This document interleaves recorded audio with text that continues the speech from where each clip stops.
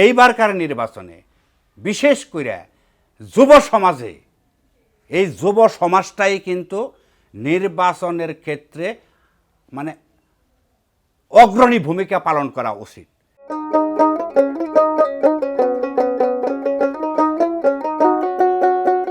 School college তো আঙ্গ কাছাকাছি নাই, সব দূরে দূরে সরবুক আছে, কলগাছি আছে, খরিচালা আছে, তাছাড়া বাড়ির কাছে নাই।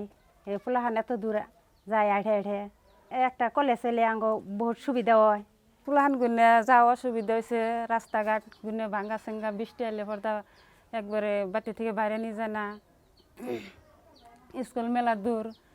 এবার জায়গা মধ্যে একটা কলেজ টলেজ এলে পর্দা আঙ্গির থেকে ভালো হয়। নতুন রাষ্ট্রীয় শিক্ষানীতি, সেই নতুন রাষ্ট্রীয় শিক্ষানীতির মাধ্যম দিয়ে সরকারি খণ্ডর স্কুল কলেজ বন্ধ করে এই শিক্ষাটারে সম্পূর্ণরূপে বাণিজ্যিকীকরণ করার মাধ্যম দিয়ে সাধারণ মানুষের মানে সন্তান যাতে স্কুলে মানে লেখাপড়া করতে না পারে তার একটা মানে কুচক্রান্ত, একবারে অভিনবভাবে মানে এই কুচক্রান্ত মানে এই সরকার জড়িয়ে পড়ছে।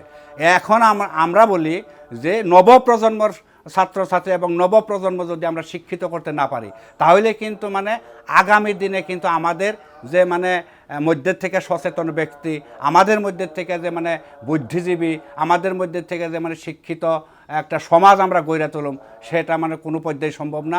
অন্যদিকে আমরা লক্ষ্য করে দেখছি ইতিমধ্যে আমাদের গ্রাম অঞ্চলেও আমাদের আসামে 8,000-এর উপরে সরকারি স্কুল বন্ধ হয়েছে। আমার এই গ্রামে পানি আহেই নাই স্যার, অন্তরি পানি ছাবলার পানি আঙ্গ পাই নাই, আমরা আহে নাই। পানিতে কত বেমার আজার হয়, পানিটা যদি আমাকে পাই, পানিটা ভালো পাইলে আঙ্গ মেলা উপকার আছে। আমাদের দরিদ্রতাটাই বেশি বড়, আমাদের দরিদ্রতাই বড়। বহুত মানুষ আমাদের বিদেশে তা করে করার নাকি বেকার সমস্যা। আমার নাতি একটা হায়ার সেকেন্ডারি পাস করছে, নাইবা আমার ছেলে একটা বিএ পাস করছে, নাইবা এমএ পাস করছে, তার কোনো সংস্থাপন নাই।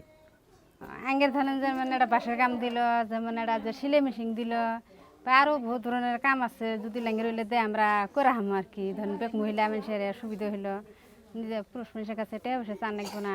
আসামের ক্ষেত্রে আমি ভাবি যে বেকার যুবকদের কর্মসংস্থাপন, নদী ভাঙ্গা এই সমস্যাকে সমাধান করা, তার সাথে সাথে কৃষক শ্রমিক তাদের হাতে কাজ দেওয়া, কৃষকের উৎপাদিত ফসলের ন্যায্য দাম দেওয়া, এই সমস্ত কথা মানে পার্লামেন্টে উপস্থাপন করা রয়েছে নিতান্ত প্রয়োজন।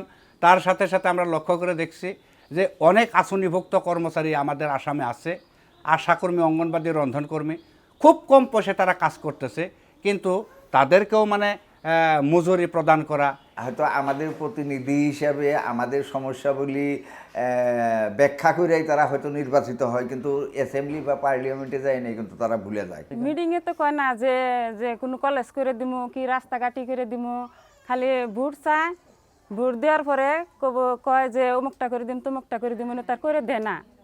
অন্য কেউ এসে খালি ভোটটা নেয়। তারা আছে মানে সস্তা রাজনীতির মধ্যে মানুষকে আবেগিক করা, মানুষের প্রলোভন দেওয়া, বিভিন্ন ধরনের মানে কি মানে এরোপ্লেন এই সমস্ত ব্যবহার করে মানুষের ওই এক জায়গায় মানে জড়ো করে একমাত্র লক্ষ্য হয়েছে তা করে মানে ভোটটা নেওয়া লাগে।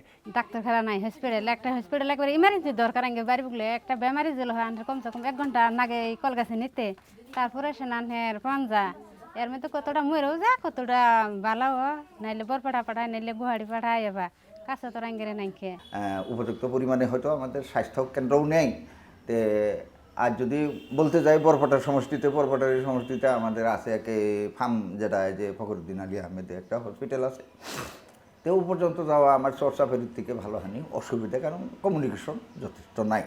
বাড়ি বাড়ি নেট নাই, তারপরে ঘর পায় নাই, মেলা মানুষের ঘর পায় নাই, যে টেকে ঘর হবার চাইছিল, ঘর দেন এখন তৈরি দেয় নাই, 2018 ঘর দিব, সেই ঘর এখনো হয় নাই, 24 চলছে।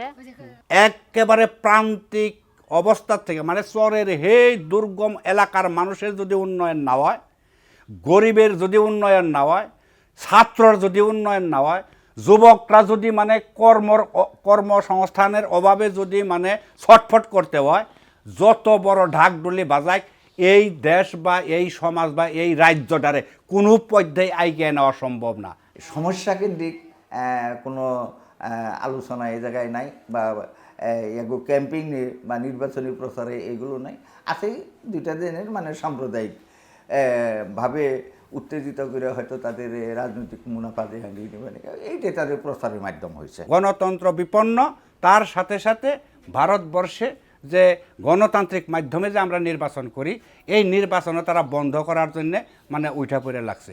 স্কুল কলেজ রাস্তাঘাট তারপরে হসপিটাল তারপর নিজে গেলে কোনো সুবিধা করে দেবার জন্য এলে কথা মাথায় রাখে ভোটটা দেবার জন্য এগুলো আইতেছে না, আমাকে নেতাকে জন্য আইতেছে না। নেতারা আমাকে কই না, আমাকে মানুষ নাই, কর মানুষ নাই, কর মানুষ নাই। আসাম অ্যাসেম্বলিতে যেগুলো আমরা হয়তো টিভি রেডিওতে যেগুলো শুনি, আমাকে কর মতো মানুষই নাই।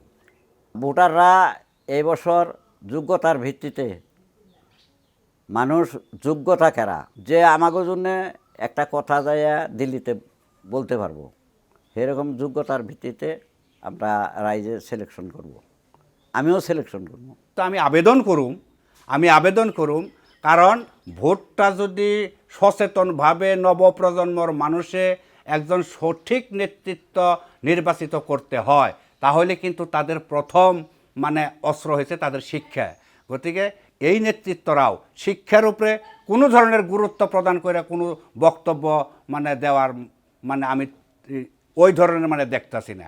নির্বাচনের সময় অনেক কথাই শুনি বড় বড় নেতাদের মুখে, ঠেলাওয়ালা, রিক্সাওয়ালা, কামলা, কৃষক, শ্রমিক এই সমস্ত কয়, কিন্তু এই সমস্ত মানুষ যে কোন অবস্থায় আছে তারা কিন্তু এই সম্পর্কে আমি ভাবি যদি সচেতন এবং অভিজ্ঞ হইতো তাইলে প্রত্যেকটা সমস্যার কথা তাদের মুখস্থ থাকতো। এইবারকার নির্বাচনে বিশেষ করে যুব সমাজে, এই যুব সমাজটাই কিন্তু নির্বাচনের ক্ষেত্রে মানে অগ্রণী ভূমিকা পালন করা উচিত। কারণ এখন যুবক বা ছাত্র অবিহনে এই দেশ, এই সমাজ, এই মানুষ, এই এগরে বাঁচানো কিন্তু অসম্ভব।